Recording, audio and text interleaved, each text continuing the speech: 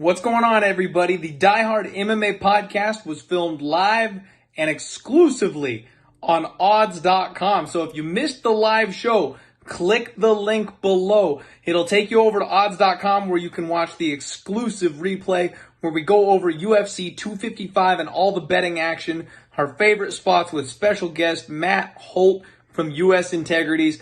Thank you very much. Share this link out, and we'll see you guys over on odds.com. Mauricio Shogun, who had taken on Paul the Bear Jew Craig. I don't know what took them so long, Matt. This rematch should have happened immediately after the first fight, but we're coming up on the 1-year anniversary, and these boys are going to run it back. I got a little money-making secret on this fight, and I've used it a couple times already.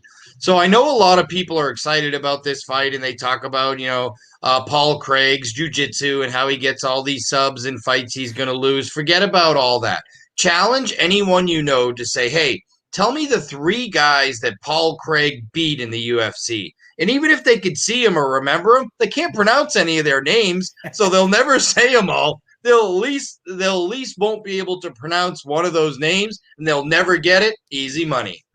I like that. That's a nice little trick. Everyone can go hustle their friends for 10, 15 minutes now after the show.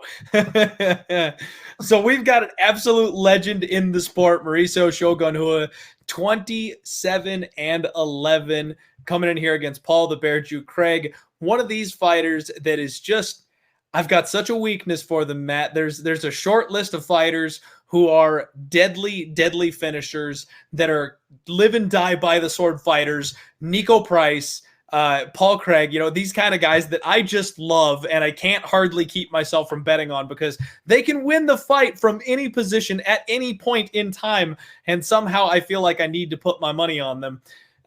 Like you said, sick Brazilian jiu-jitsu on Paul Craig. He's finally starting to put the pieces together and do what he needs to do. He was a bit of a bum when he first got to the UFC, but I feel like he's trending in the right direction. Shogun, obviously getting near retirement, probably only got a couple fights left in him, but somehow he's found the fountain of youth. This guy refuses to die. He can still go 15 minutes. He can still hit like a Mack truck, and I don't know how he does it, but every time he gets rocked, he manages to recover and pull out. He's still not getting knocked out by these guys. So in the last fight, just 1 year ago, Paul Craig was a 2-1 underdog. I took that shot. I absolutely, without a doubt, took that shot. 1 year later, that line has flipped. Paul Craig is minus 165 right now with the comeback on Shogun Rua plus 145. How much of a difference do you think that year made, especially considering the first fight was a draw? Yeah, and the one judge that it was 2 draws and 1 judge for Shogun, right? I think so. I mean, at the end, yeah. So, I mean, nobody had Craig winning that fight. And at the end of the day, what's interesting is the UFC threw Paul Craig in front of Shogun because he was supposedly his jiu-jitsu was great, but he couldn't strike at all, and Shogun was going to knock him out because Paul Craig's weakness was the knockout. I mean, I think Craig was just coming off that Alonzo Menafield knockout, and he had been KO'd previously, and they're like, oh, this guy's tailor-made to make Shogun look good.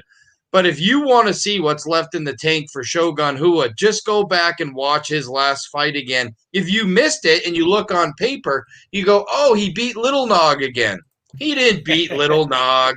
First of all, Little Nog got robbed in that decision. But when you're getting robbed, when you're having to steal decisions against 45-year-old guys in their retirement fight, that's not a good sign. He looked so slow in that fight. You talk about being hittable. It was Shogun who looks hittable. Little Nog was able to land that jab and that left hand all day long. I think it's Shogun Rua who shot.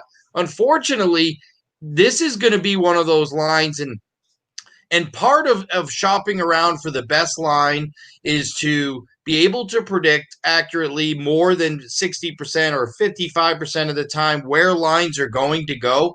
This line is going to come down. Shogun Rua is a legend. Shogun Rua is a recognizable name. Shogun Rua is a guy who's a knockout artist fighting a guy who early in his career, especially Paul Craig, had all kinds of issues getting knocked out, Paul Craig. I actually think this line's going to come down, and the second it goes below 150, bet Paul Craig. I like that. I like that a lot. If you go back and you watch the previous fight, I think this is a story of preparation because Paul came out and looked like he wanted to run through a legend. In round one, he completely emptied the tank trying to put Shogun away, and he did it on the feet, which is not the area where Paul Craig is very experienced. He's a grappler. He's a submission guy. So if you come out and you set a personal record for significant strikes thrown in the first round, that's gonna wear you out. It's like someone who rides a bike for, competitively speaking, going and swimming a race the next time out. Your body's just not used to it. So he had nothing left to give after nearly putting Shogun away in the first round. And I'm right there with you. And honestly, I'm very tempted to look at Paul Craig inside the distance because I think he fell just short last time, and I think he gets it done this time. I don't think he's going to let the opportunity slip by him. And you nailed it on the head with Shogun's last fight. I really thought that Nog should have got the nod in that fight. And eventually, I keep saying this, it keeps not happening, but eventually Shogun's chin is going to crack. And I think if Paul takes his time just a little bit more on the ground, he should be able to get that submission. And what was interesting is without really trying for takedowns, because let's face it, Little Nog, the older you get, it's harder to get takedowns. It's just harder to secure them, shoot that double leg. Little Nog got a takedown in that fight. I mean, he took Shogun down easy in that fight. Everything about Shogun in that fight looked aging, slow, done. And I get the idea of, hey, let's put these aging guys together. They have a history. That's fine. It's fun for the fans. I'm not sure this fight makes sense, though. I know they had a draw. But how does Shogun win in this situation? I mean, if he wins, you're supposed to win. It's Paul Craig. He's not, no, your career doesn't suddenly catapult anywhere. But on the other side, I actually think the UFC likes Paul Craig. They think he's fun. He either finishes guys or gets finished. He stays in fights. He gets submissions with like 5 seconds to go against Nkele. He's got some amazing submissions at the end. This is a guy who's in fun fights. And Shogun's probably headed for Bellator or, one or somewhere where he can fight other aging guys, like go fight Chael again in Bellator or something. But he doesn't belong in the UFC. I mean, that fight with Little Nog if he fought that same exact fight, that same exact speed, that same exact skill set that night against anybody under 40 active in that division, he loses. And I thought he lost that fight. I thought Little Nog won the first 2 rounds and Shogun came back and got the last one. But I think Paul Craig, but I think the line's going to go down. So don't lay $1.60. Wait, I think you can lay $1.40 by fight night because Shogun is so recognizable. And if you just break these two down on paper, don't watch their fights. If you just do a quick analysis, you're going to go, well, man, Shogun's a devastating knockout striker. Paul Craig's been knocked out. That seems to be his weakness, is devastating knockout strikers. And I get Shogun at a plus. Heck yeah, I'm in. The math and the stats, just pure analysis, might swing people toward Shogun Rua, but that's the beauty of MMA. This isn't a football game. This is an aging fighter who isn't the same guy that got all those great knockout wins against a submission whiz that's gotten a lot better on the feet, and Paul Craig's going to win this fight. I completely agree. And people got to remember that this guy is getting old. He's a legend. He's not going to look like he used to. And honestly, I think that power is slipping.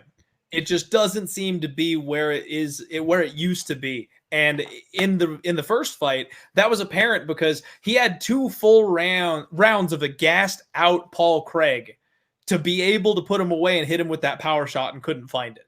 So I definitely don't think in the rematch he's suddenly going to hit harder or he's going to find an opening that wasn't there the first time. Because, man, if you're tired after 1 round, if you're gassed out and laying on your back for 10 minutes, what other opportunity could you be looking for? Paul's not going to slip up any worse than that in the rematch. So I think Shogun had his shot. I think the line's right.